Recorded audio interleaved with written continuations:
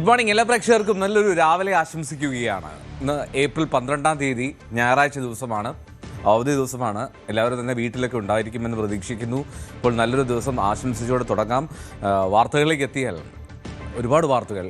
ഇപ്പോൾ പശ്ചിമേഷ്യയിലെ സമാധാനം അതുണ്ടാകുമോ എന്നുള്ളതാണ് പ്രധാനപ്പെട്ട ചോദ്യം ലോകമുറ്റു നോക്കുന്നത്. അപ്പോൾ ഇസ്ലാമാബാദിൽ അവിടെ ഒരു ചർച്ച നടക്കുന്നു.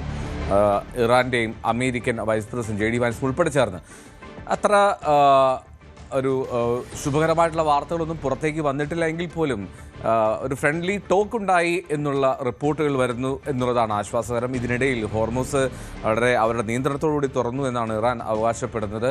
അങ്ങനെ പശ്ചിമേഷ്യയിൽ അത്തരം സാഹചര്യം നമ്മുടെ നാട്ടിൽ ഇലക്ഷൻ കഴിഞ്ഞതിൻ്റെ കൂട്ടിക്കഴിക്കലൊക്കെ തുടരുന്നു. ഇതിനിടയിലാണല്ലോ കണ്ണൂർ അഞ്ചരക്കണ്ടിയിൽ മെഡിക്കൽ കോളേജിൽ നിതിൻ രാജിൻ്റെ മരണം, നിതിൻ രാജിൻ്റെ സംസ്കാരം എന്നാണ് അവൻ്റെ കുടുംബം ആവർത്തിക്കുകയാണ്. ആ കോളേജിൽ നേരിട്ട പീഡനമൊക്കെ.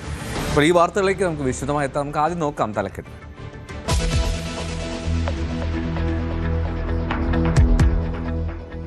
ഇറാൻ അമേരിക്ക നയതന്ത്ര ചർച്ചകൾ ശുഭകരമെന്ന് സൂചന. ഹോർമുസ് നിയന്ത്രണങ്ങളോടെ തുറന്നു. US vice president JD Vance ഉടൻ മാധ്യമങ്ങളെ കാണും. ഫലം എന്തായാലും അമേരിക്ക വിജയിച്ചുവെന്ന് ട്രംപ്. സൈനിക നടപടി തുടരുമെന്ന് നെതന്യാഹു.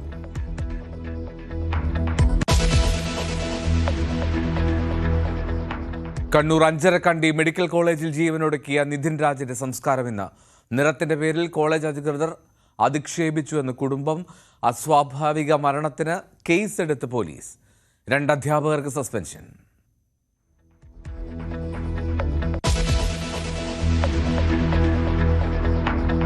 ദൃശ്യക്കൊലക്കേസ് പ്രതി വിനീഷിനെ ഇന്ന് കേരളത്തിലെത്തിക്കും. പ്രതിയെ പിടികൂടിയത് മുംബൈയിൽ നിന്ന്. കുതിരവട്ടം മാനസികാരോഗ്യ കേന്ദ്രത്തിൽ നിന്ന് രക്ഷപ്പെട്ടത് ഡിസംബറിൽ.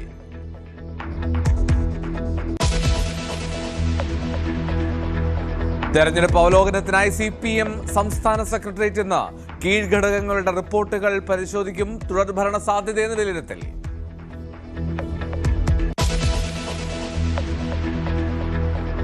കോൺഗ്രസ് പാർട്ടിയുടെ തലപ്പത്ത് ഫ്രോഡുകൾ പിടിമുറുക്കിയിട്ടുണ്ടെന്ന് രാജ്മോഹൻ ഉണ്ണിത്താൻ. വോട്ടെണ്ണലിന് ശേഷം എല്ലാം തുറന്നു പറയും. തനിക്കും VM സുധീരനും നിരവധി രഹസ്യങ്ങൾ അറിയാമെന്നും ഉണ്ണിത്താൻ ന്യൂസ് 18നോട്.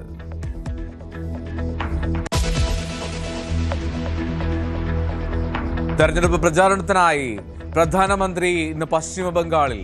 സിലിഗുഡിയിൽ വിജയ് സങ്കല്പ സഭ ഇന്ന്. BJPക്കെതിരായ മമതാ ബാനർജിയുടെ പരാമർശത്തിൽ മറുപടി പറയാനും മോദി.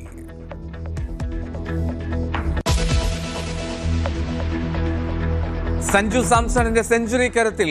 IPL 19ാം സീസണിൽ ചെന്നൈ സൂപ്പർ കിങ്സിന് ആദ്യ ജയം. ഡൽഹി ക്യാപിറ്റൽസിനെ തോൽപ്പിച്ചത് 23 റൺസിന്. 56 പന്തിൽ 115 റൺസ് എടുത്ത സഞ്ജു കളിയിലെ താരം.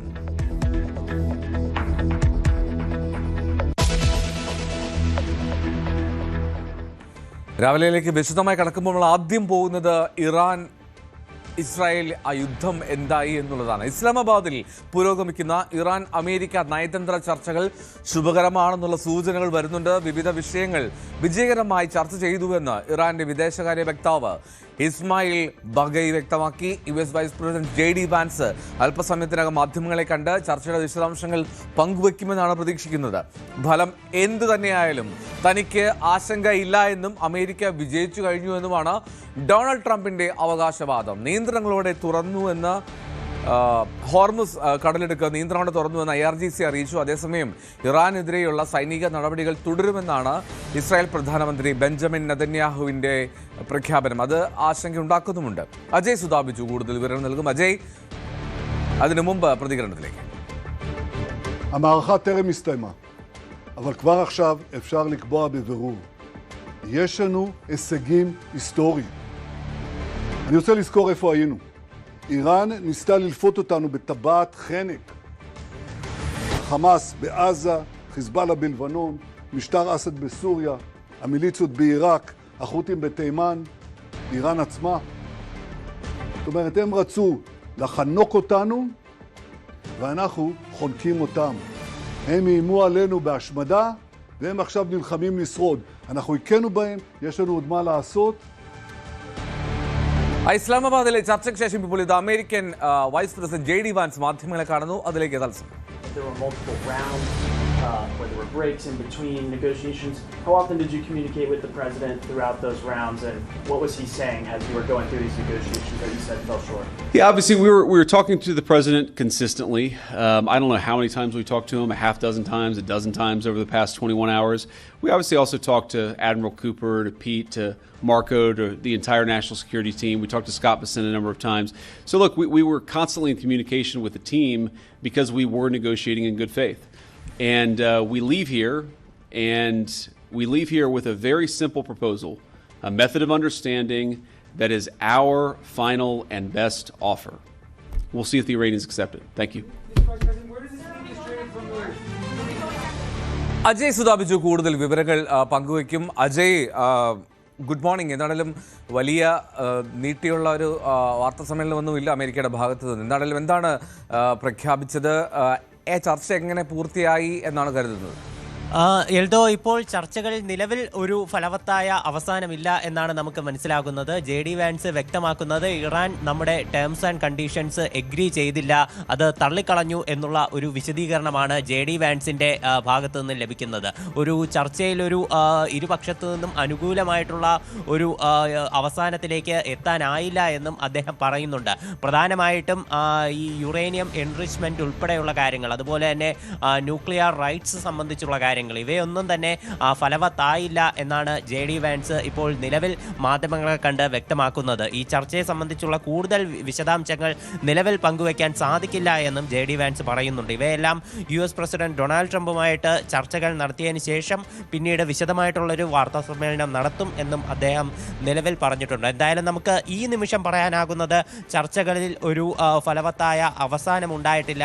ചർച്ചകളിൽ ഒരു നയതന്ത്രപരമായി ഒരു സമാധാന നീക്കം ഇതിൽ കണ്ടെത്താനായില്ല എന്നതാണ് നമുക്ക് നിലവിലെ സാഹചര്യത്തിൽ മനസ്സിലാകുന്നത്. ഈ ചർച്ചകൾ 16 മണിക്കൂറാണ് നീണ്ടുനിന്നത്. 16 മണിക്കൂറുകൾക്ക് ശേഷമാണ് JD വാൻസ് നിലവിൽ മാധ്യമങ്ങളെ കണ്ട് US-ന്റെ ഭാഗത്തു നിന്നുള്ള വിശദീകരണം നൽകുന്നത്. എന്നാൽ പാകിസ്ഥാന്റെ ഭാഗത്ത് നിന്ന് കഴിഞ്ഞ മണിക്കൂറുകളിൽ നിന്ന് വന്ന വിശദാംശങ്ങൾ അവയെല്ലാം ശുഭകരം തന്നെയായിരുന്നു. പാകിസ്ഥാൻ പറഞ്ഞത് വിവിധ വിഷയങ്ങൾ വിജയകരമായി തന്നെ ചർച്ച ചെയ്തു. ഇറാന്റെ വിദേശകാര്യ വക്താവായിട്ടുള്ള ഇസ്മായിൽ ബഗേയിയുടെ ഭാഗത്ത് നിന്നുള്ള വാർത്താക്കുറിപ്പും പുറത്തു വന്നിരുന്നു. ഇതിൽ ഇസ്മായിൽ ബഗേയി വ്യക്തമാക്കിയിരുന്നത് വിവിധ വിഷയങ്ങളിലുള്ള ചർച്ചകൾ പൂർത്തിയായി കഴിഞ്ഞു. അതായത് ഹോർമുസ് കടലിടുക്കിൻ്റെ വിഷയം, അതുപോലെ തന്നെ യുറേനിയം എൻറിച്ച്മെൻറ്റിൻ്റെ കാര്യം, അതുപോലെ വിവിധ ഈ ഉടമ്പടികൾ, അതുപോലെ ഇറാന് മേലുള്ള വിവിധ അന്താരാഷ്ട്ര ഉപരോധങ്ങൾ പിൻവലിക്കുന്നത്, ഇത്തരം കാര്യങ്ങളെല്ലാം ചർച്ചയായതായിട്ടാണ് ഇറാൻ്റെ വിദേശകാര്യ വക്താവായിട്ടുള്ള ഇസ്മായിൽ ബഗേയി വ്യക്തമാക്കിയിരുന്നത്.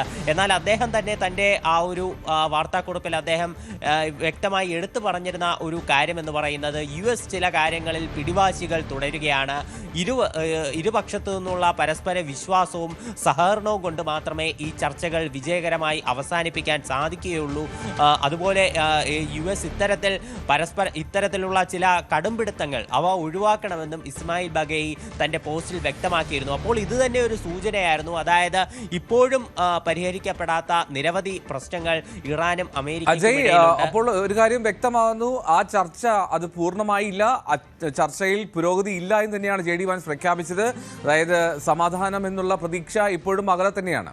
അതെ, തീർച്ചയായിട്ടും ഇപ്പോൾ നിലവിൽ ഒരു ചർച്ചയിലൊരു ഫലവത്തായ ഒരു അവസാനം കാണാനായില്ല എന്ന് തന്നെയാണ് JD വാൻസ് വ്യക്തമാക്കിയത്. എന്നാൽ അദ്ദേഹം എന്തൊക്കെ കാര്യങ്ങളാണ് ഈ ചർച്ചയിൽ പരിഹാരം കാണാതെ പോയത് എന്ന് അദ്ദേഹം കൂടുതൽ മാധ്യമങ്ങളോട് പ്രതികരിച്ചിട്ടില്ല. അദ്ദേഹം നിലവിൽ സൂചന നൽകുന്നത് ഈ ആണവോർജം സംബന്ധിച്ചുള്ള ചർച്ചയിൽ ഉൾപ്പെടെ നിലവിൽ പരിഹാരം കാണാൻ സാധിച്ചില്ല എന്നാണ് അദ്ദേഹം പറയുന്നത്. അദ്ദേഹം ഇപ്പോൾ നിലവിൽ വ്യക്തമാക്കുന്ന ഒരു കാര്യമെന്ന് പറയുന്നത് US-ന്റെ ഭാഗത്ത് നിന്ന് ഏറ്റവും നല്ല ഒരു ഓഫറാണ് ഇറാന് മുന്നിലേക്ക് വെച്ചത്, എന്നാൽ അവർ അത് തള്ളിക്കളയുകയായിരുന്നുവെന്നും JD വാൻസ് നിലവിൽ വ്യക്തമാക്കുന്നുണ്ട്. അദ്ദേഹം വളരെ കുറച്ച് മാത്രമേ മാധ്യമങ്ങളോട് നിലവിൽ വെളിപ്പെടുത്തിയുള്ളൂ. മറ്റെല്ലാ കാര്യങ്ങളും ട്രംപുമായി ആശയവിനിമയം നടത്തിയതിന് ശേഷം വിശദീകരിക്കാം എന്നാണ് അദ്ദേഹം പറഞ്ഞത്. എന്തായാലും ട്രംപിൻ്റെ ഭാഗത്ത് നിന്ന് കുറച്ച് മുൻപേ നമുക്ക് പ്രതികരണം ലഭിച്ചിരുന്നു. അദ്ദേഹം മാധ്യമങ്ങളോട് പറഞ്ഞത് ഈ ചർച്ചയുടെ ഫലം എന്തായാലും അമേരിക്കയ്ക്ക് വിഷയമല്ല, അമേരിക്ക ഈ യുദ്ധം പൂർണ്ണമായിട്ട് വിജയിച്ചു കഴിഞ്ഞു, നിലവിൽ ഹോർമുസ് കടലെടുക്കുമായി ബന്ധപ്പെട്ടിട്ടുള്ള വിഷയങ്ങൾ മാത്രമാണ് ചർച്ചയാകുന്നത്. ഹോർമുസ് കടലെടുക്ക് അത് തുറക്കുന്നതുമായി ബന്ധപ്പെട്ട മറ്റ് രാജ്യങ്ങൾ അല്ല അജയ്, അപ്പോൾ ഏതൊക്കെ നിബന്ധനകളാണ് ഇറാനെ സ്വീകാര്യമല്ലാതെ പോയത് എന്നുള്ളതാണ് അതിൽ നമ്മൾ കരുതേണ്ടത് എങ്ങനെയാണ്? മാത്രമല്ല, അപ്പോൾ പാകിസ്ഥാന്റെ ഈ ഇടപെടൽ അതും വിജയിച്ചില്ല എന്നുള്ള കാര്യം കൂടിയില്ലേ? തീർച്ചയായിട്ടും പാകിസ്ഥാൻ പക്ഷേ ഇക്കാര്യത്തിൽ കുറച്ചു മുൻപേ വരെ അവകാശപ്പെട്ടുകൊണ്ടിരുന്നത് ഈ ചർച്ചകൾ അത് വിജയകരമായി തുടരുന്നു എന്നാണ്. ഇപ്പോൾ ഈ ചർച്ച ഇത്രയധികം മണിക്കൂറുകൾ നീണ്ടുനിന്നു, അതും പല നല്ല തരത്തിലുള്ള പ്രതികരണങ്ങളാണ് പാകിസ്ഥാൻ, അതായത് മീഡിയേറ്റേഴ്സിൻ്റെ ഭാഗത്തു നിന്നും പുറത്തു വന്നുകൊണ്ടിരുന്നത്. ഏതാണ്ട് 16 മണിക്കൂറുകളാണ് ഈ ചർച്ച നീണ്ടുനിന്നത്. രാത്രി വൈകിയും ഇപ്പോൾ കഴിഞ്ഞ ദിവസം ശനിയാഴ്ച രാത്രി വൈകിയും ഈ ചർച്ചകൾ നീണ്ടുനിന്നു.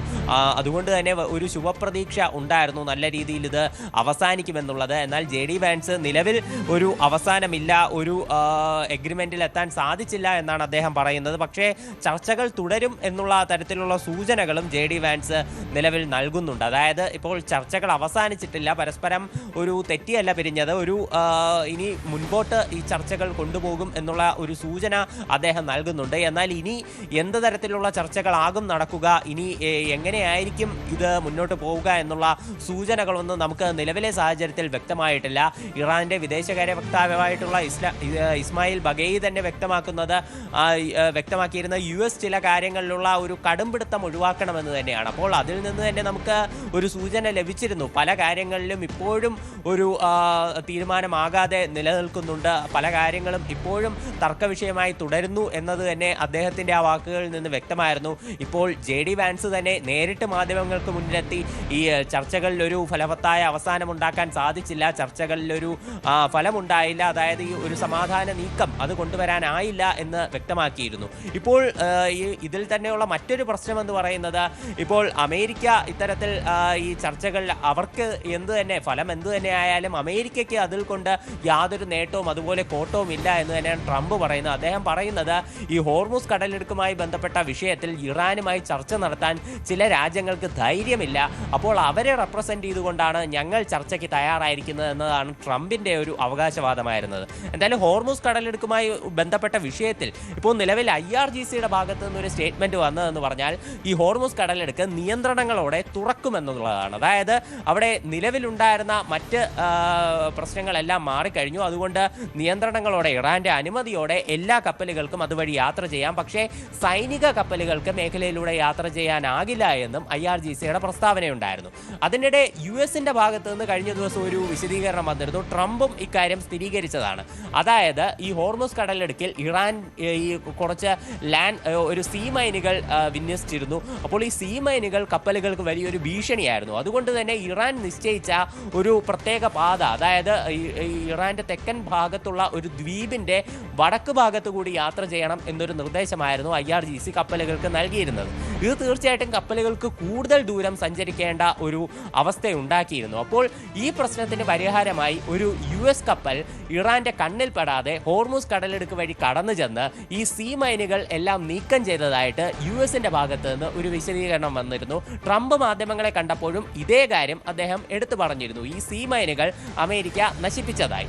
എന്നാൽ ഇറാന്റെ ഭാഗത്ത് നിന്ന് ഇത് പൂർണ്ണമായും നിഷേധിക്കുകയാണ്. ഇറാനിയൻ മാധ്യമങ്ങൾ പറയുന്നത് ഇത്തരമൊരു സംഭവം നടന്നിട്ടില്ല, അമേരിക്ക അനാവശ്യമായ ചില കാര്യങ്ങൾ അത് കൊട്ടിഘോഷിക്കുകയാണ് എന്നുള്ള ഒരു പ്രസ്താവനയാണ് ഇറാന്റെ ഭാഗത്ത് നിന്നും വന്നത്. എന്തായാലും ഇത്തരം സീ മൈനുകൾ നീക്കം ചെയ്തു, അതുകൊണ്ട് തന്നെ ഹോർമുസിലെ ഭീഷണി അത് പൂർണ്ണമായി അകന്നു കഴിഞ്ഞു എന്നുള്ളതാണ് അമേരിക്കയുടെ നിലവിലുള്ള അവകാശവാദം. ഇതിൽ ഔദ്യോഗികമായി മറ്റ് സ്ഥിരീകരണങ്ങളൊന്നും നമുക്ക് ലഭിച്ചിട്ടില്ല.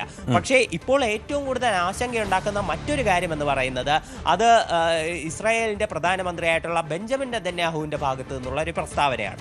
അദ്ദേഹം പറയുന്നത് ഇറാനെതിരെയുള്ള സൈനിക നടപടികൾ അത് വീണ്ടും തുടരും എന്നാണ് അദ്ദേഹം കഴിഞ്ഞ ദിവസം രാത്രി മാധ്യമങ്ങളെ കണ്ടപ്പോൾ വ്യക്തമാക്കിയിരുന്നത്. അദ്ദേഹം പറയുന്നത് ഇറാൻ ഞങ്ങളെ ശ്വാസം മുട്ടിക്കാൻ ശ്രമിച്ചു, ഞങ്ങൾ അവരെയും അവരുടെ സഖ്യകക്ഷികളെയും തിരിച്ചു ശ്വാസം മുട്ടിച്ചുകൊണ്ടിരിക്കുകയാണ്, അത് ഇനിയും തുടരും തുടരും എന്നതാണ് അദ്ദേഹത്തിൻ്റെ ഒരു പ്രസ്താവന. ഇതിന് ഒരു വിശദീകരണവുമായി അദ്ദേഹം ഇറാൻ്റെയും അതുപോലെ തന്നെ സഖ്യകക്ഷികളായിട്ടുള്ള ഈ ഹിസ്ബുള്ള ഗ്രൂപ്പും അതുപോലെ തന്നെ ഹൂതികളിലുമുള്ള യമൻ അതുപോലെ തന്നെ ലെബനൻ തുടങ്ങിയിട്ട് വിവിധ രാജ്യങ്ങളുടെ മാപ്പ് അദ്ദേഹം മുന്നിൽ വെച്ചുകൊണ്ട് ഇസ്രായേലിൻ്റെ സൈനിക നടപടികൾ വിശദീകരിക്കുകയായിരുന്നു. അത് ഇനിയും തുടരും എന്നുള്ള ഒരു വിശദീകരണമാണ് നെതന്യാഹു നൽകുന്നത്. കഴിഞ്ഞ ദിവസവും തെക്കൻ ലെബനിലുള്ള ഈ ഇസ്രായേലിൻ്റെ കടുത്ത ആക്രമണം ഉണ്ടായിരുന്നു. അതിൽ 13 പേർ കൊല്ലപ്പെട്ടു എന്നുള്ള വിവരങ്ങളും നമുക്ക് ഇതിൽ ലഭിക്കുന്നുണ്ട്. ഇതിനോടകം അവിടുത്തെ മരണസംഖ്യ അത് വലിയ തോതിൽ ഇപ്പോൾ ഉയർന്നു കഴിഞ്ഞു എന്നതാണ് നിലവിൽ മനസ്സിലാക്കാനും സാധിക്കുന്നത്.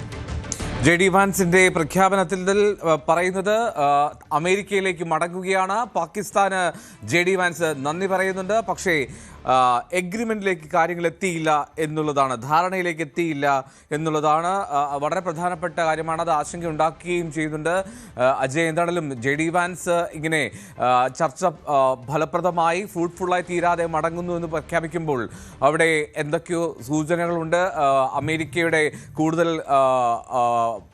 പ്രഖ്യാപനങ്ങൾ അല്ലെങ്കിൽ വൈറ്റ് ഹൗസിന്റെ പ്രതികരണങ്ങളൊക്കെ വരുമെന്ന് പ്രതീക്ഷിക്കുകയും ചെയ്യാം. ഇനി എന്താണ് കരുതേണ്ടത് എന്നുള്ള ചോദ്യം, അവിടെ ചർച്ച അവിടെ അലസിപ്പിരിഞ്ഞു എന്ന് തന്നെ പറയുകയാണെങ്കിൽ എന്തായിരിക്കും ഇനിയുള്ളത് എന്നുള്ളതാണ്.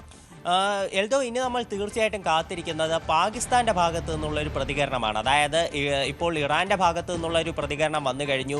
അതിൽ ഇസ്മായിൽ ബഗേയി വ്യക്തമാക്കുന്നത് ചില കാര്യങ്ങളിൽ അമേരിക്ക ഇപ്പോഴും കടുപിടുത്തം തുടരുന്നു എന്നതാണ്. പല വിഷയങ്ങൾ വിജയകരമായി ചർച്ച ചെയ്ത് അവസാനിപ്പിച്ചെങ്കിലും ചില കാര്യങ്ങളിൽ അമേരിക്ക കടുംപിടുത്തം തുടരുന്നു എന്നുള്ള വിശദീകരണം അത് ഇറാൻ്റെ ഭാഗത്തു നിന്ന് വരുന്നു. അമേരിക്കയുടെ ഭാഗത്തു നിന്നുള്ള വിശദീകരണം വൈസ് പ്രസിഡന്റായിട്ടുള്ള JD വാൻസ് നൽകി കഴിഞ്ഞു. അതായത് ഒരു എഗ്രിമെന്റിൽ എത്തിയില്ല, ഈ ചർച്ചകൾ നിലവിൽ അവസാനിപ്പിക്കുന്നു, ഇറാന് ഞങ്ങളുടെ ചില നിബന്ധനകൾ അത് അംഗീകരിക്കാൻ സാധിച്ചില്ല എന്നൊരു വിശദീകരണം JD വാൻസ് നൽകുന്നു. എന്തായാലും അദ്ദേഹം അമേരിക്കയിലേക്ക് തിരിച്ചു മടങ്ങിയിട്ടുണ്ട്. ഇനി തീർച്ചയായിട്ടും ഇതിന് മധ്യസ്ഥത വഹിച്ച പാകിസ്ഥാന്റെ ഭാഗത്ത് നിന്ന് ഒരു പ്രതികരണം ഉണ്ടാകേണ്ടതുണ്ട്. പ്രത്യേകിച്ച് JD വാൻസ് പറയുന്നത് ഈ ചർച്ചകൾ തുടരും എന്നതിൻ്റെ ഒരു സൂചന അദ്ദേഹം നൽകിയിട്ടുണ്ട്. ഇനി നയതന്ത്രപരമായിട്ടുള്ള എല്ലാ കാര്യങ്ങളും അവസാനിപ്പിച്ചതായിട്ട് അദ്ദേഹം പറയുന്നില്ല. തീർച്ചയായിട്ടും അതൊരു ശുഭപ്രതീക്ഷ കൂടിയാണ്. ചർച്ചകൾ തുടരുന്നത് അത് ഈ സമാധാന നീക്കങ്ങൾക്ക് ഒരു ഊർജ്ജം നൽകുന്നുമുണ്ട്.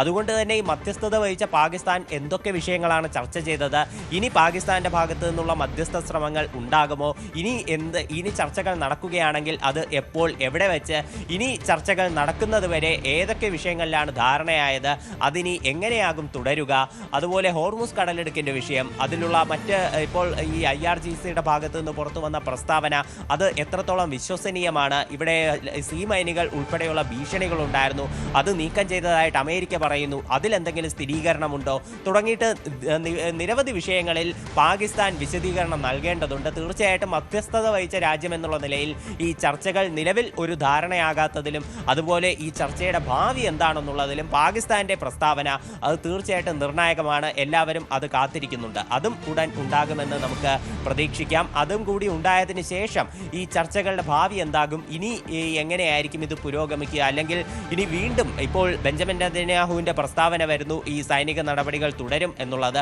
അപ്പോൾ ഇനി വീണ്ടും ഒരു ആശങ്കാപരമായിട്ടുള്ള സാഹചര്യത്തിലാക്കിയാണോ കാര്യങ്ങളുടെ പോക്ക് എന്നതുൾപ്പെടെ ഒരു ചോദ്യചിഹ്നമാണ്. പക്ഷേ ബെഞ്ചമിൻ നെതന്യാഹു ഈ സൈനിക നടപടികൾ തുടരും എന്ന് പറയുമ്പോഴും ഇപ്പോൾ അദ്ദേഹം ഇറാന് നേരെയുള്ള ഒരു സൈനിക നീക്കങ്ങൾ നിർത്തിവെച്ചിരിക്കുകയായിരുന്നു. ഇപ്പോൾ ലെബനനിൽ മാത്രമാണ് അവർ ആക്രമണങ്ങൾ തുടരുന്നത്. ഇനി ഇത്തരം നീക്കങ്ങൾ തുടരുമെന്ന് പറയുന്നതിലൂടെ ഇനി വീണ്ടും ഒരു അടുത്ത ഘട്ട ആക്രമണങ്ങൾ ഇസ്രായേൽ ലക്ഷ്യമിടുന്നുണ്ടോ എന്നുള്ളതും ഒരു നിർണായകമായിട്ടുള്ള കാര്യമാണ്. US ഇതിനെ എത്രമാത്രം പിന്തുണയ്ക്കുമെന്നതും ഒരു ചോദ്യചിഹ്നമാണ്. കാര്യം ഇപ്പോൾ തന്നെ പല വിഷയങ്ങളിൽ ഇപ്പോൾ ഗൾഫ് നാടുകളുടെ ഭാഗത്തു നിന്നാണെങ്കിലും പല ഏഷ്യൻ രാജ്യങ്ങളുടെ ഭാഗത്തു നിന്നാണെങ്കിലും അമേരിക്കയ്ക്ക് കടുത്ത സമ്മർദ്ദമുണ്ട് ഈ സംഘർഷങ്ങൾ അവസാനിപ്പിക്കുന്നതിന് വേണ്ടി. അതുകൊണ്ട് തന്നെയാണ് ഈ ഒരു ചർച്ചകളിലേക്ക്, ഒരു സമവായ നീക്കത്തിലേക്ക് അമേരിക്ക തന്നെ ഒരു മുൻകൈയെടുത്ത് പാകിസ്ഥാനെ മധ്യസ്ഥരാക്കി കൊണ്ടുള്ള ഒരു ചർച്ചകൾക്ക് അമേരിക്ക തന്നെ ഒരു മുൻകൈയെടുത്തത്. അതുകൊണ്ട് ഇപ്പോൾ നെതന്യാഹുവിൻ്റെ ഭാഗത്തു നിന്നുള്ള പ്രസ്താവനയ്ക്ക് അമേരിക്കയുടെ പ്രതികരണം എന്താകും എന്നുള്ളതും എല്ലാവരും ആകാംക്ഷയോടെ ഉറ്റുനോക്കുന്ന ഒരു കാര്യം കൂടിയാണ്. തീർച്ചയായിട്ടും അത് അത്ര നല്ല വാർത്തയല്ല, ശുഭകരമായിട്ടുള്ള കാര്യങ്ങളല്ല അവിടെ ഇസ്ലാമാബാദിൽ സംഭവിച്ചത് എന്നുള്ളതാണ് പ്രധാനപ്പെട്ട കാര്യം. ഇറാൻ അമേരിക്ക ചർച്ച അതിൽ ഫ്രൂട്ട്ഫുള്ളായി വിജയകരമായിട്ടുള്ള ഒരു പര്യവസാനം ഉണ്ടായിട്ടില്ല എന്നുള്ളതാണ് ഏറ്റവും പ്രധാനപ്പെട്ട കാര്യം. ഞാൻ അമേരിക്കയിലേക്ക് മടങ്ങുന്നു എന്നുള്ളതാണ് JD Vance US vice president പറഞ്ഞത്. രാവിലെ ഇടവേള.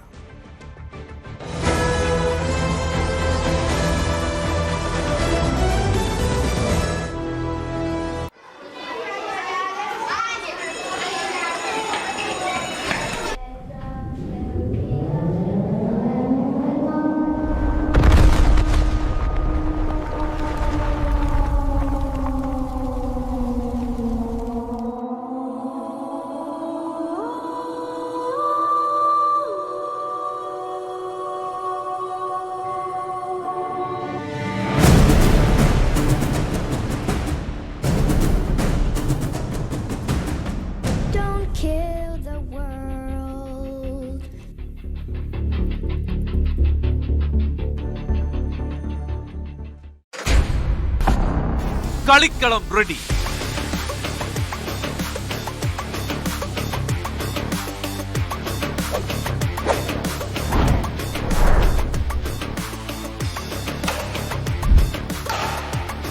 കേരളം എന്ന വലിയ കോട്ടിൽ ഇനി പോരാട്ടം മുറുകുന്നു.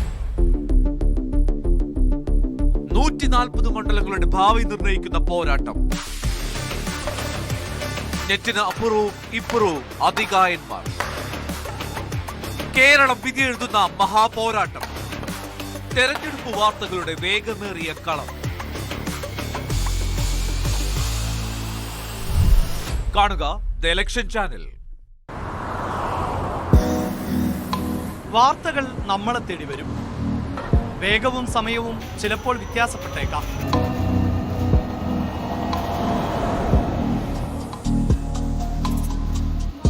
ഫ്ലാഷ് ന്യൂസുകളും ബ്രേക്കിംഗ് ന്യൂസുകളും പുറം കാഴ്ചകളായി ഓടിമറയും.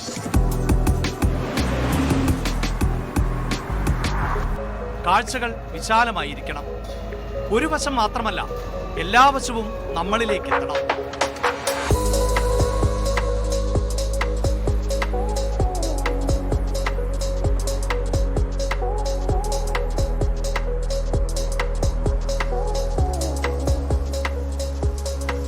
ന്യൂസ് ട്രെൻഡ്സ് വസ്തുതാപരമായ വിശകലനങ്ങളോടെ വാർത്തയുടെ വിശാലമായ കാഴ്ചയിലേക്ക്.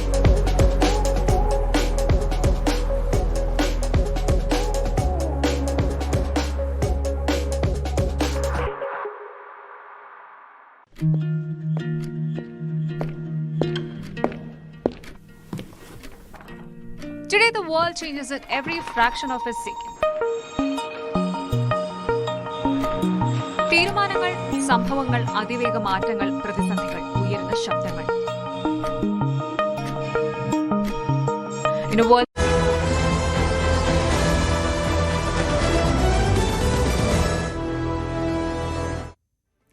കണ്ണൂർ അഞ്ചരക്കണ്ടി മെഡിക്കൽ കോളേജിൽ വെച്ച് ആത്മഹത്യ ചെയ്ത BDS വിദ്യാർത്ഥിയുടെ മൃതദേഹം തിരുവനന്തപുരത്തെ വീട്ടിലേക്ക് എത്തിച്ചു. പരിയാരം മെഡിക്കൽ കോളേജിലെ പോസ്റ്റ്മോർട്ടം നടപടികൾക്ക് ശേഷമാണ് മൃതദേഹം തിരുവനന്തപുരത്തേക്ക് എത്തിച്ചത്. സംഭവത്തിൽ ആരോപണ വിധേയരായിട്ടുള്ള അനാട്ടമി വിഭാഗം മേധാവി doctor MK Ram, associate professor doctor Sangeetha എന്നിവരെ കഴിഞ്ഞ ദിവസം സസ്പെൻഡ് ചെയ്തിരുന്നു. അധ്യാപകരുടെ ഭാഗത്തു നിന്നും നിതിൻ രാജ് ജാതി അധിക്ഷേപം നേരിട്ടിരുന്നു എന്നാണ് കുടുംബത്തിന്റെ ആരോപണം. കോളേജ് രൂപീകരിച്ച് അന്വേഷണ സമിതി നടത്തുന്ന അന്വേഷണത്തിന്റെ അടിസ്ഥാനത്തിലായിരിക്കും ഇനി തുടർ നടപടികൾ. സാരംഗ് സുധാകരൻ കൂടുതൽ വിവരങ്ങൾ നൽകും. സാരംഗ്, എപ്പോഴാണ് സംസ്കാരം, എപ്പോഴാണ് നിതിനെ അവസാനമായ വീട്ടിലേക്ക് എത്തിച്ചത്?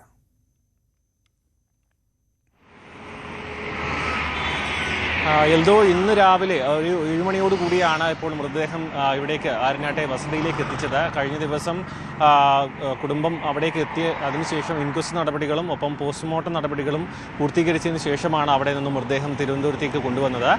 ഇന്ന് 9 മണിയോട് കൂടി തന്നെ ഈ ഒരു സംസ്കാര ചടങ്ങുകളടക്കം നടക്കുമെന്നാണ് കുടുംബം അറിയിച്ചിരിക്കുന്നത്. കഴിഞ്ഞ ദിവസം വീട്ടിലേക്ക് എത്തേണ്ടതായിരുന്നു, കഴിഞ്ഞ ദിവസം ഈ സമയത്ത് വീട്ടിലേക്ക് എത്തേണ്ടതായിരുന്നു നിതിൻ. ആ ഒരു എക്സാം, അതായത് മിനിഞ്ഞാന്ന് നടക്കേണ്ട ഒരു എക്സാം കഴിഞ്ഞ് അടുത്ത ട്രെയിനിൽ കയറി വീട്ടിലേക്ക് എത്തേണ്ട നിതിൻ പക്ഷേ പെട്ടെന്നുള്ള ഒരു ആത്മഹത്യ, അതായത് ആശുപത്രി കെട്ടിടത്തിൽ നിന്നും ചാടിക്കൊണ്ട് ആത്മഹത്യ ചെയ്യുകയായിരുന്നു.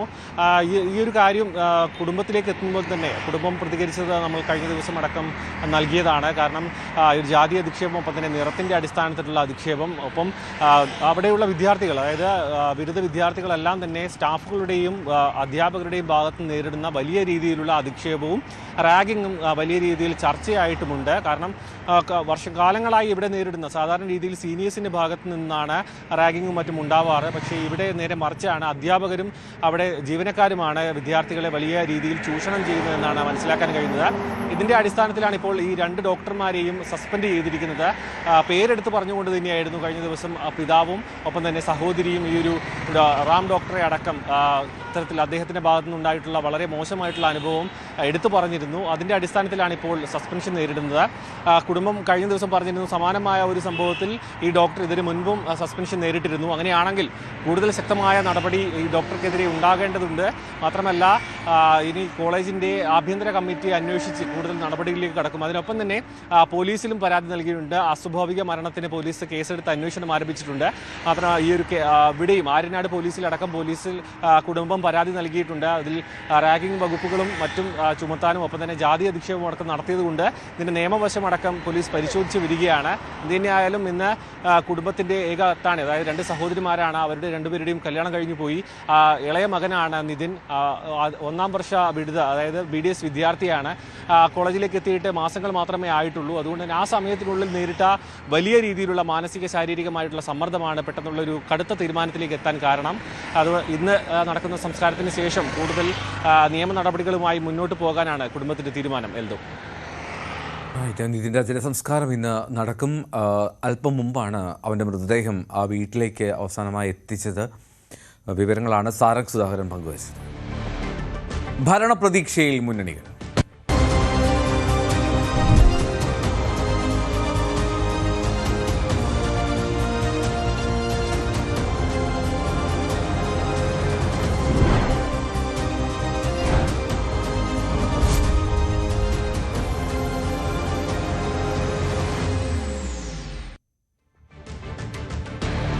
തുടർഭരണ സാധ്യതയും വോട്ടിംഗ് ട്രെൻഡും പരിശോധിക്കാൻ CPM സംസ്ഥാന സെക്രട്ടേറിയറ്റ് ഇന്ന് ചേരും. മണ്ഡലം കമ്മിറ്റികളും ജില്ലാ ഘടകങ്ങളും നൽകിയ പ്രാഥമിക അവലോകന റിപ്പോർട്ട് യോഗം ചർച്ച ചെയ്യും. ഇത് വിശദമായി പരിശോധിച്ചാകും തുടർഭരണ സാധ്യത CPM വിലയിരുത്തുക. നേരിയ മാർജിനിലാണെങ്കിലും ഭരണ തുടർച്ച ഉണ്ടാകും എന്നായിരുന്നു ഇന്നലെ ചേർന്ന CPI സംസ്ഥാന എക്സിക്യൂട്ടീവിന്റെ വിലയിരുത്തൽ. സാരംഗ് സുധാകരൻ ചേരുന്നു. സാരംഗ്, ഈ കൂട്ടിക്കിഴക്കലിൻ്റെ സമയമാണ് മുന്നണികൾക്കിടയിൽ. ഇന്ന് CPMന്റെ സെക്രട്ടേറിയറ്റ് ചേരുമ്പോൾ എന്താണ് വിലയിരുത്തലെന്ന് നമുക്ക് നോക്കാം. ഒപ്പം തന്നെ എങ്ങനെയാണ് ഇതിൽ കൂടുതൽ മറ്റ് വിവരങ്ങൾ എന്തെങ്കിലും പുറത്തേക്ക് വരുന്നുണ്ടോ?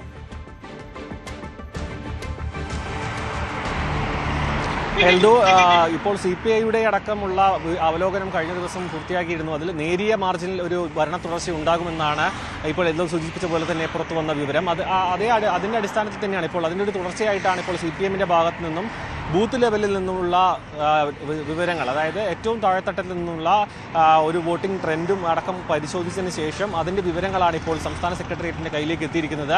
അതായത് ലഭിക്കുമെന്ന് ഉറപ്പുള്ള വോട്ടുകൾ മാത്രം പരിഗണിച്ചുകൊണ്ട് അത് മാത്രം വിശകലനം ചെയ്തുകൊണ്ടുള്ള ഒരു വിവരത്തിൻ്റെ അടിസ്ഥാനത്തിലായിരിക്കും ഇതിൻ്റെ അവലോകനം നടക്കുക. മാത്രമല്ല, ഒരു ഭരണവിരുദ്ധ വികാരം ഇല്ല എന്ന് പറയുമ്പോഴും ഒരു ഭരണ തുടർച്ചയുടെ 100% ഉറപ്പ് ഇപ്പോഴും CPMന്റെ കൈവശം ഇല്ല എന്ന് വേണം മനസ്സിലാക്കാൻ. മാത്രമല്ല, വടക്കൻ കേരളത്തിൽ ഒരു തിരിച്ചടിയുടെ പ്രതീക്ഷ, ഒരു തിരിച്ചടി ഉണ്ടാകാനുള്ള ഒരു സാധ്യത മുൻകൂട്ടി കാണുന്നുണ്ട്. മാത്രമല്ല, ശൈലജ ടീച്ചർ അടക്കം, അതായത് പേരാവൂരിലടക്കം ഒരു പരാജയം CPM നേരത്തെ തന്നെ മനസ്സിലാക്കിയിരുന്നു. ഒപ്പം ചില സീറ്റുകളിൽ ഒരു തോൽവിയും പ്രതീക്ഷിക്കുന്നുണ്ട്. പക്ഷേ തെക്കൻ കേരളത്തിലേക്ക് വരികയാണെന്നുണ്ടെങ്കിൽ അത്തരത്തിലൊരു തിരിച്ചടി ഈ ഭാഗത്ത് നിന്ന്, അതായത് തിരുവനന്തപുരം അടക്കമുള്ള ഭാഗങ്ങളിൽ വലിയ രീതിയിലുള്ളൊരു തിരിച്ചടി ഉണ്ടാകാനുള്ള സാധ്യതയില്ല. ഒപ്പം തന്നെ മധ്യ കേരളത്തിലും വലിയ തിരിച്ചടി ഉണ്ടാകില്ല എന്നാണ് പ്രതീക്ഷിക്കുന്നത്. തിരുവനന്തപുരം ജില്ലയിൽ മാത്രം 9 സീറ്റുകളിൽ വിജയിക്കാനുള്ള ഒരു സാധ്യത ഇപ്പോഴും CPM വിലയിരുത്തുന്നുണ്ട്.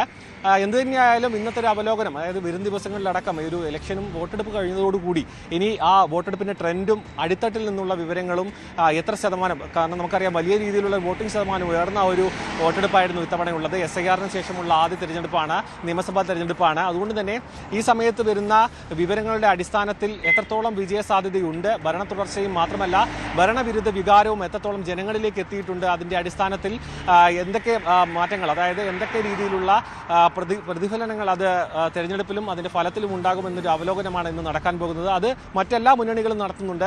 എല്ലാവരും വലിയ രീതിയിലുള്ള വിജയപ്രതീക്ഷ പുലർത്തുന്നുണ്ട്. കാരണം ഈ ഒരു ട്രെൻഡ്, അതായത് വോട്ടിംഗ് ശതമാനം ഉയർന്നതും ജനങ്ങളുടെ വലിയ പങ്കാളിത്തവും അടക്കം വലിയ രീതിയിൽ ചർച്ചയായിട്ടുണ്ട്.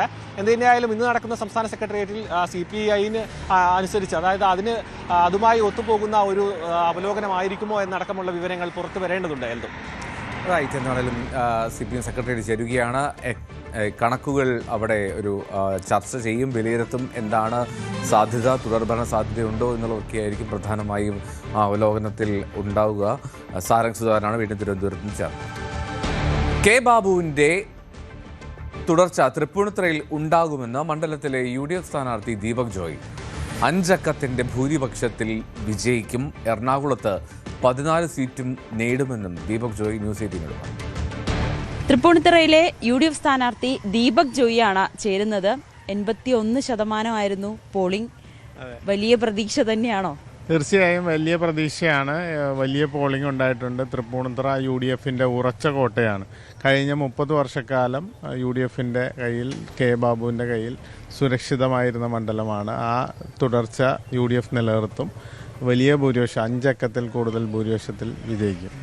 അപ്പം കേരളത്തിൽ മുഴുവനും വലിയ രീതിയിലുള്ള പോളിംഗ് ശതമാനമാണ് ഉയർന്നിരിക്കുന്നത്. അതൊരു UDF തരംഗമായാണ് ക്യാമ്പുകളിലൊക്കെ പറയുന്നത്. അങ്ങനെ തന്നെയാണോ പ്രതീക്ഷിക്കുന്നത്? തീർച്ചയായിട്ടും UDFൻ്റെ തരംഗമാണ്. എപ്പോഴും പോളിംഗ് കൂടുമ്പോൾ സ്വാഭാവികം UDFന് വലിയ വിജയം നേടാൻ സാധിച്ചിട്ടുണ്ട്. ഈ ഗവൺമെൻറ്റിനെതിരെയുള്ള വലിയ വികാരം ജനങ്ങളുടെ ഇടയിലുണ്ട്. അതുകൊണ്ട് തന്നെയാണ് രാവിലെ തന്നെ പോളിംഗ് ശതമാനം വളരെ ഉയർന്നത്. തൃപ്പൂണിത്തുറയെ സംബന്ധിച്ച്, കേരളത്തെ സംബന്ധിച്ച് 100 സീറ്റിൽ പരം സീറ്റുകളുമായി UDF അധികാരത്തിലേക്ക് വരും. എറണാകുളം ജില്ലയിൽ നിന്ന് തൃപ്പൂണിത്തുറ ആദ്യം തന്നെ വിജയിച്ച് അതിന് മാറ്റുകൂട്ടും. എറണാകുളത്ത് 5 സീറ്റുകളാണ് കഴിഞ്ഞ വർഷം കൈവിട്ടു പോയത്. അത് 5ഉം തിരിച്ചു പിടിക്കാമെന്നൊരു ആത്മവിശ്വാസമുണ്ട്. തീർച്ചയായും തന്നെ 14 സീറ്റും UDFന് തിരിച്ചു പിടിക്കുക. കഴിഞ്ഞ തവണ കൈവിട്ടുപോയ 5 സീറ്റ് ഉൾപ്പെടെ 14 സീറ്റും നമ്മൾ നിലനിർത്തും. അപ്പം ഡെപ്യൂട്ടി മേയർ ഡ്യൂട്ടി തുടങ്ങിക്കഴിഞ്ഞു അല്ലേ? ആ തെരഞ്ഞെടുപ്പിന്റെ ഒരു ചൂടൊക്കെ കഴിഞ്ഞു. ഉള്ളിലൊരു ടെൻഷൻ ഉണ്ടോ എന്താകും റിസൾട്ട് എന്ന്? ഇല്ല, തീർച്ചയായിട്ടും നല്ല വിജയം ഉണ്ടാവും. ഇന്നലെ തന്നെ ഞാൻ കോർപ്പറേഷനിലെത്തി. രാവിലെ 10:30 മണിക്ക് തന്നെ കോർപ്പറേഷനിലെത്തി. കോന്തുരുത്തി പുഴപ്പുറമ്പോക്കിലെ നിവാസികളുടെ ഇന്നലെ ഉച്ചയ്ക്ക് ഞങ്ങൾ 88 ഫാമിലിക്കുള്ള 14 ലക്ഷം രൂപ വെച്ച് 11.5 കോടി രൂപ അക്കൗണ്ട് ട്രാൻസ്ഫർ ചെയ്ത് കഴിഞ്ഞു. 4:30 മണിക്ക് മേയറും ഞാനും ഈ സൈറ്റ് വിസിറ്റ് ചെയ്തതാണ് ഇന്നലെ തന്നെ. ഇന്ന് അതിൻ്റെ പൊളിക്കൽ നടപടികൾ തുടങ്ങി. ഇന്നലെ നോട്ടീസ് പതിച്ചു. പൊളിക്കൽ നടപടികൾ ആരംഭിച്ചു. കോടതി വിധിയുടെ അടിസ്ഥാനത്തിലാണ് ഇത് നടപ്പാക്കുന്നത്. ഇതിൻ്റെ ഫണ്ട് കോർപ്പറേഷൻ്റെ തനത് ഫണ്ടും മറ്റു കോർപ്പറേഷൻ്റെ ഫണ്ട് ഉപയോഗിച്ചാണ് പൂർണ്ണമായി 1 കോടി രൂപ സർക്കാർ സഹായം ലഭിച്ചിട്ടുണ്ട് ലൈഫിൻ്റെ പദ്ധതിയിൽ. ബാക്കിയുള്ള 16 കോടി 30 ലക്ഷം രൂപ കോർപ്പറേഷൻ്റെ ഫണ്ടാണ് കൊടുക്കുന്നത്. നിങ്ങൾക്ക് ഇവിടെ കാണാൻ സാധിക്കും. തീർച്ചയായും ഒരു പോലീസോ ഒരു പട്ടാളമോ ഒന്നുമില്ലാതെ തന്നെ ജനങ്ങളുടെ ഹൃദയത്തിൽ തൊട്ടുകൊണ്ടാണ് ഞങ്ങൾ ഇത് നടപ്പാക്കുന്നത്. തീർച്ചയായിട്ടും ജനങ്ങളോട് ചേർന്ന് നിന്ന് പ്രവർത്തിക്കുക എന്നുള്ളതാണ് ഞങ്ങൾ അധികാരത്തിലേക്ക് വന്നപ്പോൾ പറഞ്ഞത്. അത് ആ അക്ഷരം പ്രതി നടപ്പാക്കുകയാണ്. ഏറ്റവും ചാരിതാർത്ഥ്യമുള്ളതാണ്. തീർച്ചയായും ഞങ്ങൾ ആദ്യമേ മേയറും ഡെപ്യൂട്ടി മേയറും പാർട്ടി തീരുമാനമായപ്പോൾ MLA എല്ലാം കണ്ട കൂട്ടത്തിൽ എറണാകുളം MLA കണ്ടപ്പോൾ അദ്ദേഹം വെച്ച ആദ്യത്തെ ആവശ്യമായിരുന്നു ഇത്. 126 കുടുംബങ്ങളെ പുനരധിവസിപ്പിക്കുക എന്നുള്ളത് ചെറിയ കാര്യമല്ല. കേവലം 3 മാസം പോലും ഇല്ല ഞങ്ങൾ അധികാരത്തിലേറിയിട്ട്.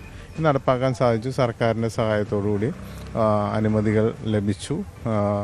തീർച്ചയായിട്ടും അത് അഭിമാനകരമാണ്. ഒരു കാര്യം കൂടി, കഴിഞ്ഞ ദിവസം മുഹമ്മദ് ഷിയാസിൻ്റെ ഒരു പ്രസ്താവന വലിയ ചർച്ചയായിരിക്കുകയാണ് ക്യാമ്പിലടക്കം. ഇപ്പോൾ അധികാരത്തിലെത്തുകയാണെങ്കിൽ മുഖ്യമന്ത്രി എറണാകുളം ജില്ലയിൽ നിന്നുള്ള ഒരാളാകണം, അത് VD സതീശനാണെന്ന് പറയാതെ പറയുന്ന തരത്തിൽ. അങ്ങനെ ഒരു ആവശ്യം ഉണ്ടോ? പാർട്ടി തീരുമാനങ്ങൾ പാർട്ടിയാണ് എടുക്കുന്നത്. അതിനെക്കുറിച്ച് പാർട്ടി പോസ്റ്റിലിരിക്കുന്ന ആളുകൾ മറുപടി പറയുന്നതാണ് ഉചിതം. ശരി, എന്തായാലും എല്ലാവിധ ആശംസകളും ആ തിരഞ്ഞെടുപ്പ് ഫലത്തിനായി കാത്തിരിക്കുകയാണ്. എന്തായാലും വലിയ ആത്മവിശ്വാസത്തിൽ തന്നെയാണ് ദീപക് ജോയി. ക്യാമറാമാൻ KP ധനേഷിനോടൊപ്പം നവമി ദിനേശ്, News 18 കൊച്ചി. കോഴിക്കോട് ജില്ലയിൽ 3 സിറ്റിംഗ് സീറ്റുകളിൽ LDF പരാജയപ്പെടുമെന്ന് CPMന്റെ വിലയിരുത്തൽ. നാദാപുരം, തിരുവമ്പാടി, കോഴിക്കോട് സൗത്ത് എന്നിവിടങ്ങളിലാണ് പാർട്ടി അട്ടിമറി പ്രതീക്ഷിക്കുന്നത്. 3 സീറ്റുകളിലൊഴികെ മറ്റിടങ്ങളിൽ UDFന് വിജയിക്കാൻ കഴിയും എന്നാണ് കോൺഗ്രസിന്റെ കണക്കുകൂട്ടൽ. MS അനീഷ് കുമാർ ചേരുന്നു. അനീഷ്, ഈ കോഴിക്കോട് അവിടെ LDFന് എത്ര സീറ്റുകൾ നിലനിർത്താൻ കഴിയും, അല്ലെങ്കിൽ എത്രത്തോളം UDFന് കയറി വരാൻ കഴിയും, ഇതൊക്കെ വലിയ തോതിൽ ചർച്ചയാകുന്നതാണ്. അത് നിർണായകവുമാണ്. എങ്ങനെയാണ് ഈ 3 സീറ്റുകളിൽ എന്തുകൊണ്ടാണ് CPMന് അത്ര പ്രതീക്ഷയില്ലാത്തത്? മാത്രമല്ല UDFന്റെ കണക്കുകൂട്ടൽ എങ്ങനെയാണ്?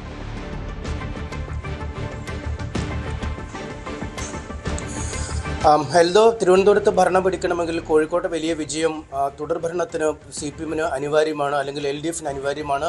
മറിച്ച് UDFനാണ് അധികാരത്തിൽ വരേണ്ടതെങ്കിലും കോഴിക്കോട് പോലുള്ള വലിയ ജില്ലകളിലെ വിജയം അത്യന്താപേക്ഷിതമായി മാറുന്ന ഒരു സാഹചര്യമുണ്ട്. കോൺഗ്രസിനെ സംബന്ധിച്ചിടത്തോളം പാർട്ടി എന്ന തരത്തിൽ 25 വർഷമായി കോൺഗ്രസിന് കോഴിക്കോട് ജില്ലയിൽ MLA-മാരില്ലാത്ത അവസ്ഥയാണ്. കഴിഞ്ഞ വർഷമാണെങ്കിൽ പോലും 2 സീറ്റിൽ UDFന് വിജയിക്കാൻ, പ്രത്യേകിച്ചും വടകരയിലും കൊടുവള്ളയിലും വിജയിച്ചത് ഒഴിവാക്കിയാൽ മറ്റിടങ്ങളിൽ പ്രചാരണങ്ങളിൽ കാര്യമായ നേട്ടമുണ്ടാക്കാൻ കഴിയാത്ത ഒരു സാഹചര്യമുണ്ടായിരുന്നു.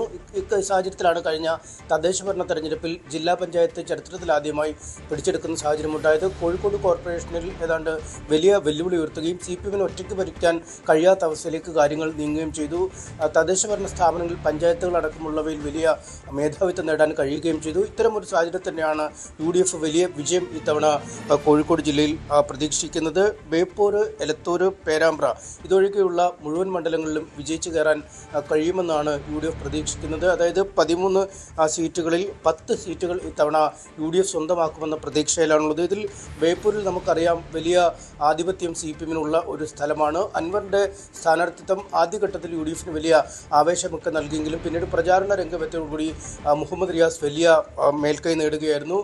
കോലീബി സഖ്യം വന്ന കാലത്ത് പോലും വീഴാത്ത ഒരു മണ്ഡലമാണ് ബേപ്പൂർ. അതുകൊണ്ട് ബേപ്പൂരിൽ വലിയ അലയൊലികൾ സൃഷ്ടിക്കാൻ UDF സ്ഥാനാർത്ഥിക്ക് കഴിയില്ല. അതുകൊണ്ട് മുഹമ്മദ് റിയാസ് കൃത്യമായ ഭൂരിപക്ഷത്തിൽ ജയിക്കും എന്ന് തന്നെ പറയുന്നു. ഒപ്പം എലത്തൂരാണ്. കഴിഞ്ഞ എലത്തൂർ മണ്ഡലം രൂപീകരിച്ച ശേഷം എല്ലാ തെരഞ്ഞെടുപ്പിലും വലിയ വിജയം ഇടത് സ്ഥാനാർത്ഥിക്ക്, പ്രത്യേകിച്ചും AK ശശീന്ദ്രൻ ഓരോ തവണയും ഭൂരിപക്ഷം വർദ്ധിപ്പിച്ചു വരുന്ന ഒരു സാഹചര്യമാണ്. അതുകൊണ്ട് അവിടുത്തെ ആ സംഘടനാ സംവിധാനത്തെയും വോട്ടിംഗ് പാറ്റേണെയും വലിയ തോതിൽ ബാധിക്കാൻ വിദ്യാ ബാലകൃഷ്ണന് കഴിഞ്ഞിട്ടില്ല എന്ന് കോൺഗ്രസ് വിലയിരുത്തുന്നു. അതുകൊണ്ട് തന്നെ എലത്തൂരിലും കോൺഗ്രസിന് വിജയം നേടാൻ കഴിയില്ല. മറ്റൊരു മണ്ഡലം പേരാമ്പ്രയാണ്. പേരാമ്പ്രയിൽ വലിയ ആവേശ പ്രചാരണം നടന്ന ഇടമാണ്.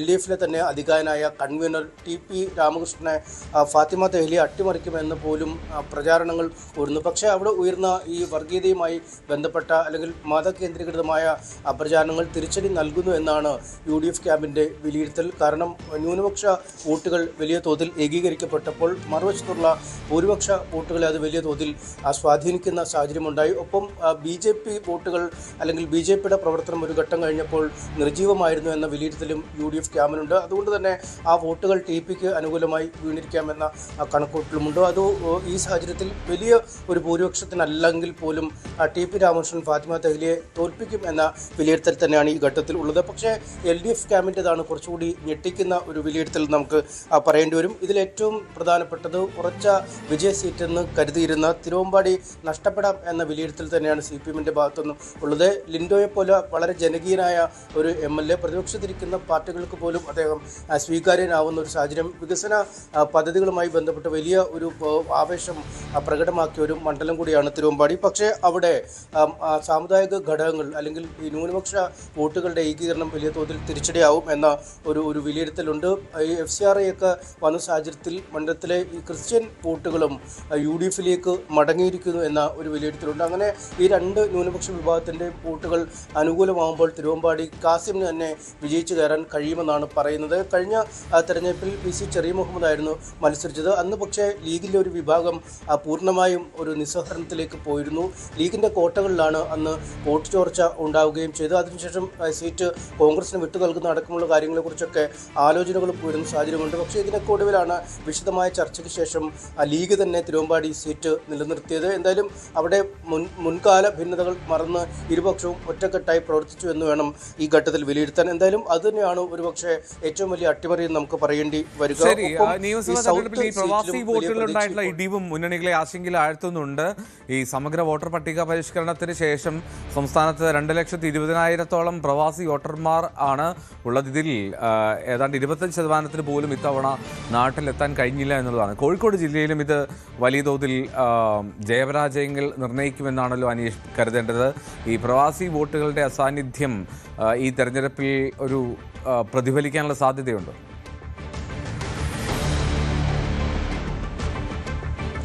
തീർച്ചയായും നേരത്തെ നമ്മൾ പ്രതീക്ഷിക്കപ്പെട്ടിരുന്ന ചില മണ്ഡലങ്ങളുണ്ട്. അതായത് കുറ്റ്യാടി, പേരാമ്പ്ര, നാദാപുരം പോലുള്ള ഇടങ്ങളിൽ വലിയൊരു തിരിച്ചടി LDF-നുണ്ടാവും എന്ന് കരുതിയിരുന്നു. പക്ഷേ അവിടുത്തെ വോട്ടുകളെ ഈ പ്രവാസി വോട്ടുകൾ കാര്യമായി സ്വാധീനിച്ചിരിക്കാം എന്നൊരു വിലയിരുത്തൽ കൂടി വരുന്നുണ്ട്. 2,23,558 പ്രവാസി വോട്ടുകളാണ് സംസ്ഥാനത്ത് ആകെ ഉള്ളത്.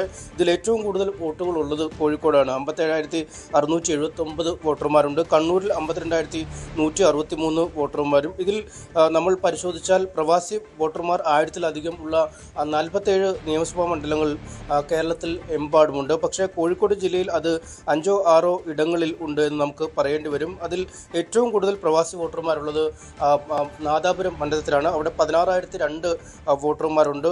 ഒപ്പം ഈ കുറ്റ്യാടി പോലുള്ള ഇടങ്ങളിൽ 12,424 വോട്ടർമാർ പ്രവാസി വോട്ടർമാരും ഉണ്ട്. പക്ഷേ കഴിഞ്ഞ തവണ ഏതാണ്ട് 60 മുതൽ 70% വരെ പ്രവാസി വോട്ടുകൾ രേഖപ്പെടുത്തിയതാണ്. പക്ഷേ ഇത്തവണ 20% താഴെ പോലും പോളിംഗ്, അതായത് പ്രവാസി വോട്ടർമാർ നാട്ടിലെത്തി വോട്ട് ചെയ്തില്ല എന്ന് മനസ്സിലാക്കേണ്ടി വരുന്നു. അതുകൊണ്ട് അവിടുത്തെ സ്ഥാനാർത്ഥികളുടെ വിജയപരാജയങ്ങളെ ഇത് കാര്യമായി തന്നെ ബാധിക്കും. പ്രത്യേകിച്ചും UDF ക്യാമ്പിലാണ് ഇത് ആശങ്ക കൂടുതൽ സൃഷ്ടിക്കുന്നത്. കാരണം പ്രവാസികളായ പലരും ലീഗിൻ്റെയും മറ്റുമൊക്കെ സജീവ സാന്നിധ്യമായ അണികളാണ്. അവർ KMCCയുടെ പ്രവർത്തനത്തിലും മറ്റുമൊക്കെ സജീവമായ ആളുകളാണ്. അവരെയൊക്കെ മുൻകാലങ്ങളിൽ പ്രത്യേക വോട്ട് വിമാനം എന്ന രീതിയിൽ തന്നെ തരപ്പെടുത്തി നാട്ടിലേക്ക് ചാർട്ടേഡ് ഫ്ലൈറ്റുകളൊക്കെ എടുത്ത് കൊണ്ടുവരുന്നു. പക്ഷേ പശ്ചിമേഷ്യയിൽ ഉണ്ടായിരിക്കുന്ന ഈ യുദ്ധ പ്രതിസന്ധി മൂലം അത്തരം വിമാനങ്ങളുടെ ലഭ്യത കുറവ് വലിയ തിരിച്ചടിയാണ്. ഒപ്പം ചാർട്ടേഡ് വിമാനങ്ങൾ പോലും ക്രമീകരിക്കുന്നതിന് കഴിയാത്ത ഒരു സാഹചര്യമുണ്ട്. ഒപ്പം ഈ വിമാന നിരക്ക് കുത്തനെ ഇടിഞ്ഞത് തന്നെയാണ് ഇവരെ പല ഘടകങ്ങളാണ് ഇതിൽ നിർണായകമായത്. എന്നാലും ഈ പ്രവാസി വോട്ടർമാരുടെ വോട്ട് എത്രത്തോളം സ്വാധീനിക്കുമെന്നുള്ളത് കാത്തിരിക്കാം മെയ് 4-ാം തീയതി. മലപ്പുറത്ത് ഇത്തവണ CPM പ്രതീക്ഷിക്കുന്നത് 2 സീറ്റുകൾ പൊന്നാനിയും തവനൂരുമാണ്. തിരൂരിൽ ക്രോസ് വോട്ടുണ്ടായെങ്കിൽ വി അബ്ദുറഹ്മാനും ജയിക്കും. എല്ലാ മണ്ഡലങ്ങളിലും വോട്ട് വിഹിതം കൂടുമെന്നും UDFന്റെ ശക്തി കേന്ദ്രങ്ങളായ മണ്ഡലങ്ങളിൽ പോലും കരുത്തുറ്റ പോരാട്ടമാണ് നടത്തിയതെന്നും ഇടതുപക്ഷം വിലയിരുത്തുന്നുണ്ട്. ജനാധിപത്യ മുന്നണിക്ക് ഒരു മികവാർന്ന ജനവിധി ഉണ്ടാകും. മലപ്പുറം ജില്ലയ്ക്കകത്ത് ഇടതുപക്ഷത്തിൻ്റെ വോട്ടിംഗ് ശതമാനത്തിൽ നല്ല രൂപത്തിലുള്ള വർധനവ് ഈ തെരഞ്ഞെടുപ്പിൽ ഉണ്ടാവും എന്നുള്ള കാര്യത്തിൽ സംശയം. എത്ര സീറ്റുകൾ നിലനിർത്താൻ കഴിയുമെന്നാണ് ഞങ്ങൾ പ്രതീക്ഷിക്കുന്നത്? 3-ലധികം വരുന്ന സീറ്റുകളിലേക്ക് ജയിച്ചു കയറാൻ പറ്റും എന്നുള്ളതാണ് ഇടതുപക്ഷം നടത്തിയിട്ടുള്ള പ്രവർത്തനങ്ങളുടെ. അതെ, ആകെ നിങ്ങൾക്ക് എല്ലാവർക്കും അറിയാമല്ലോ, ഇവിടെ ഇടതുപക്ഷത്തിന് രാഷ്ട്രീയമായി നല്ല സ്വാധീനമുള്ളതാണ്. സാധാരണഗതിയിൽ ഏതാനും ചില മണ്ഡലങ്ങൾ ഒഴികെ അവർക്കൊരു ഈസി വാക്കവറാണ് പൊതുവിലുണ്ടാവാറ്. ഇന്ന് വ്യത്യസ്തമായി വ്യാജപ്രചരണങ്ങൾ ഇറക്കിയും നല്ല രൂപത്തിൽ അതത് മണ്ഡലങ്ങളിൽ കേന്ദ്രീകരിച്ച് നിന്നുകൊണ്ടും നന്നായി വേർത്തിട്ട് തന്നെയാണ് ഈ തെരഞ്ഞെടുപ്പിനെ ലീഗും അതുപോലെ തന്നെ കോൺഗ്രസും അഭിമുഖീകരിക്കേണ്ടി വന്നത് എന്നുള്ളത് ഇടതുപക്ഷത്തെ സംബന്ധിച്ചിടത്തോളം നല്ല വിജയമാണ്. ചില നേതാക്കന്മാർ തന്നെ സ്ഥിരമായി ഉള്ള കൂടുമാറി മറ്റ് ഭാഗങ്ങളിലേക്ക് ചേക്കേറിയതെല്ലാം ഇതെല്ലാം കണ്ടുകൊണ്ട് തന്നെയാണ് അത് തന്നെ ഇടതുപക്ഷത്തിൻ്റെ രാഷ്ട്രീയ വിജയം. ഓക്കെ, CV അനുമോദ് കൂടുതൽ വിവരങ്ങൾ നൽകും. Anumod, good morning. ഈ ജില്ലാ സെക്രട്ടറി പറഞ്ഞത് അവിടെ നിൽക്കട്ടെ, അതിനും അപ്പുറത്തേക്ക് അവിടുത്തെ ഗ്രൗണ്ട് റിയാലിറ്റി യാഥാർത്ഥ്യം എന്താണ് അനുമോദ്?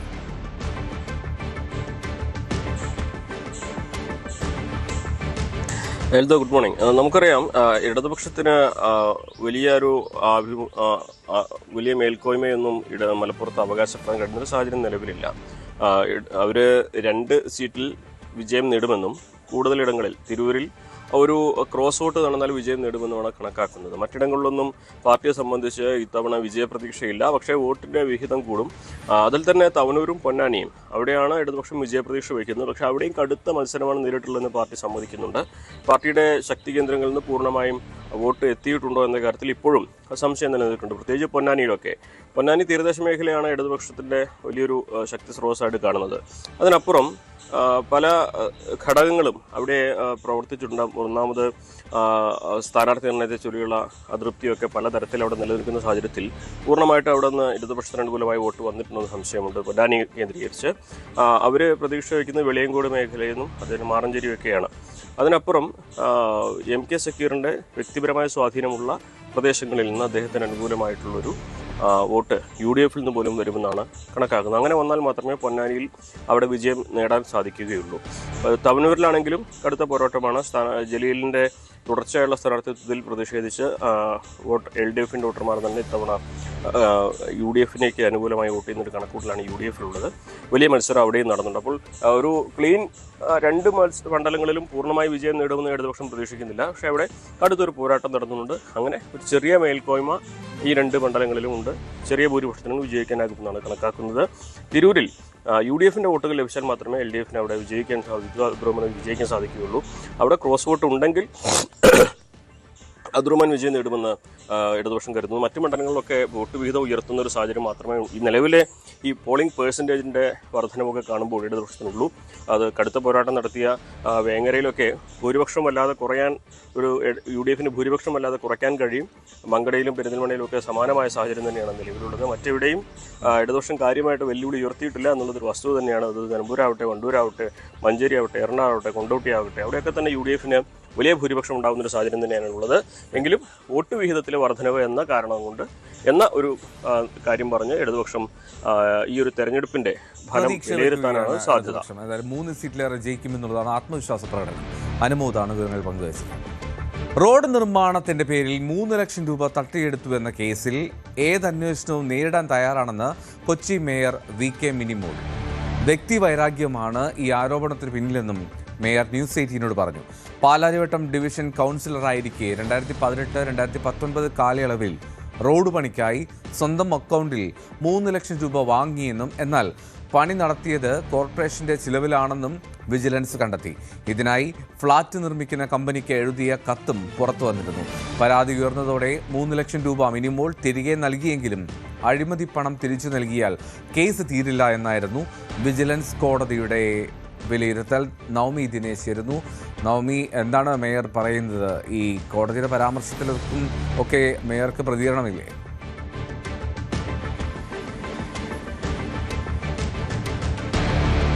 നമ്മൾ ഇന്നലെ മേയറുടെ പ്രതികരണം എടുത്തിരുന്നു. എനിക്ക് തോന്നുന്നു അത് അല്പസമയത്തിനുള്ളിൽ നൽകാൻ കഴിയുമെന്ന് പ്രതീക്ഷിക്കുകയാണ്. എന്തായാലും മേയർ ഈ ആരോപണങ്ങളെല്ലാം പൂർണ്ണമായും തള്ളിക്കളയുകയാണ്.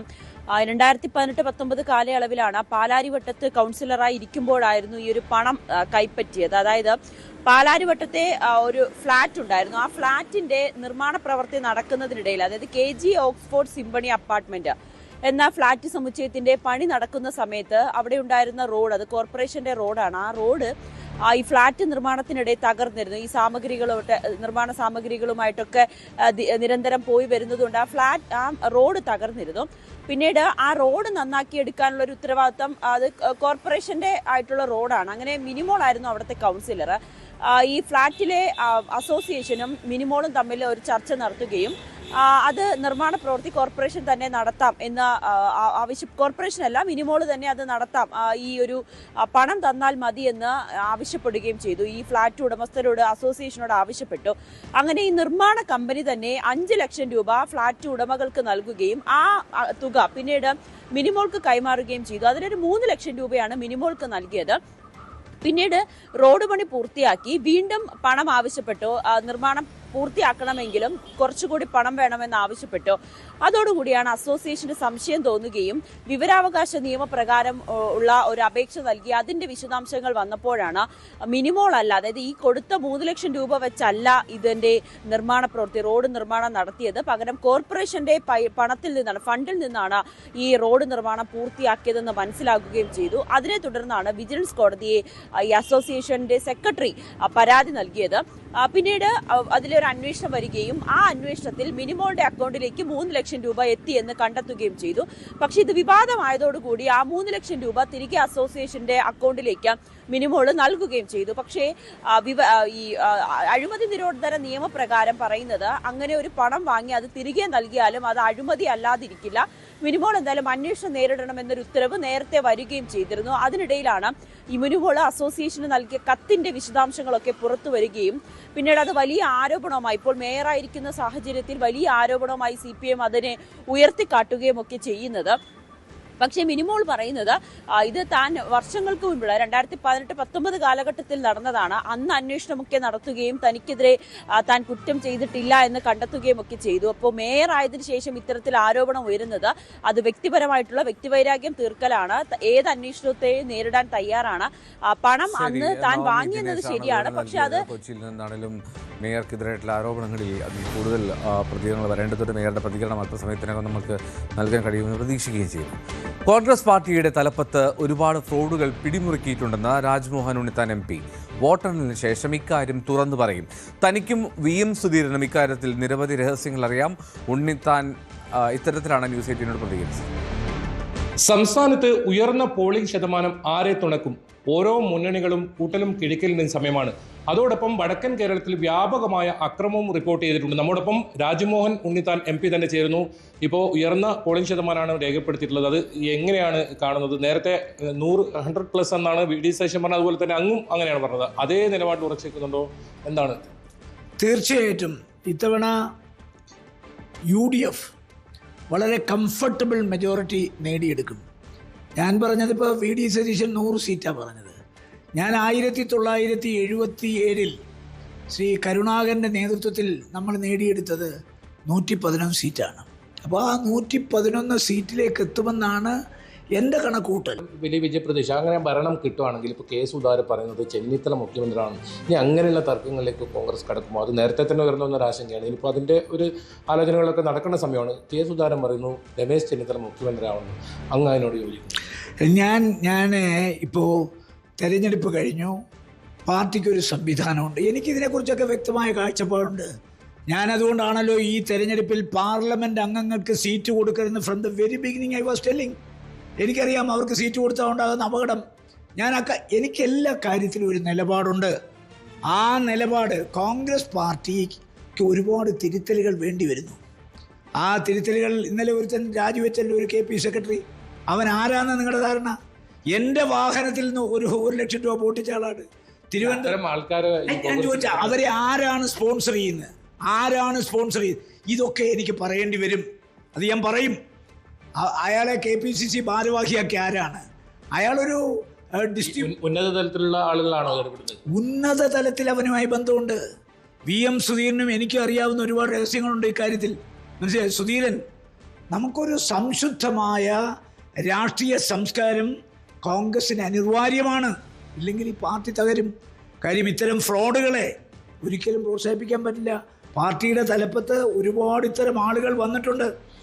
ഞാൻ പറഞ്ഞു, അതിനെക്കുറിച്ചൊക്കെ ഞാൻ ഈ തെരഞ്ഞെടുപ്പിൽ കഴിഞ്ഞ് ഭരണം ഏറ്റെടുത്ത് മന്ത്രിമാരും ഒക്കെ വന്നിട്ട് ഞാൻ വ്യക്തമായി പറയും.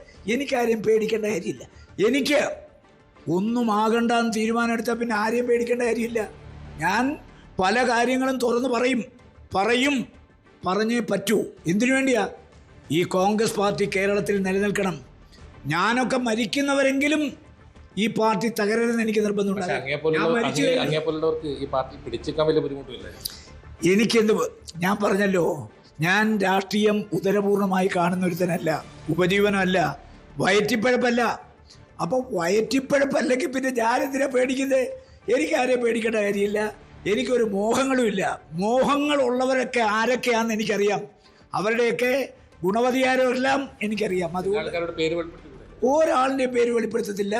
ഇത് കഴിഞ്ഞിട്ട് ഈ മുഖ്യമന്ത്രി സ്ഥാനമൊക്കെ ഏറ്റെടുത്തതിന് ശേഷം കോൺഗ്രസിനകത്ത് നടക്കുന്ന അനഭലഷണീയമായ ചില കാര്യങ്ങൾ ഞാൻ വ്യക്തമായി പറയും.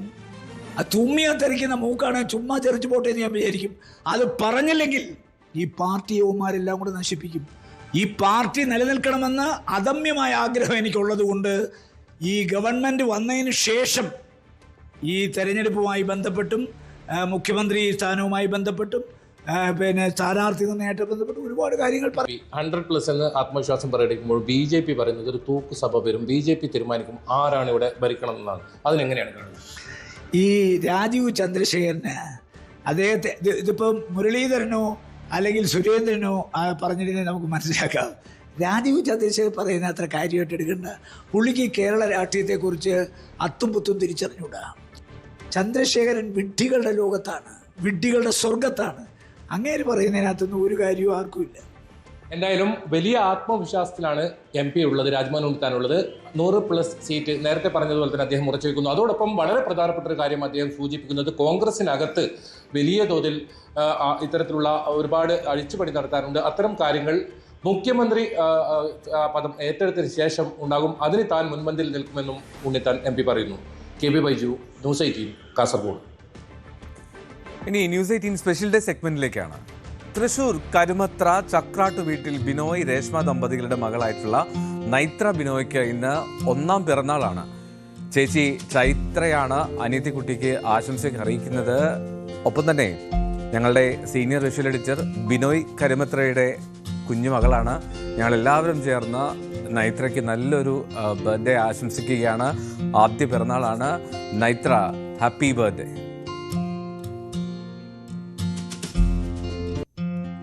കൊല്ലം കടക്കൽ സ്വദേശികളായിട്ടുള്ള വിഷ്ണുപ്രിയയുടെയും വിനോദിന്റെയും വിവാഹ വാർഷികമാണെന്ന്. 14ാം വിവാഹ വാർഷികമാണ് ഇവർ ആഘോഷിക്കുന്നത്. ഇരുവർക്കും ആശംസകൾ നേരുകയാണ് കുടുംബാംഗങ്ങളും സുഹൃത്തുക്കളും. Happy anniversary.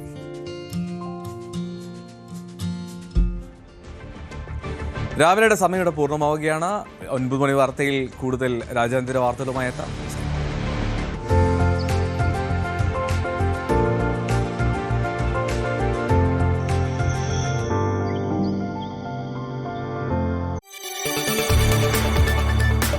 കൂടുതൽ വാർത്തകൾക്ക് news 18 Keralam YouTube channel subscribe ചെയ്യുക.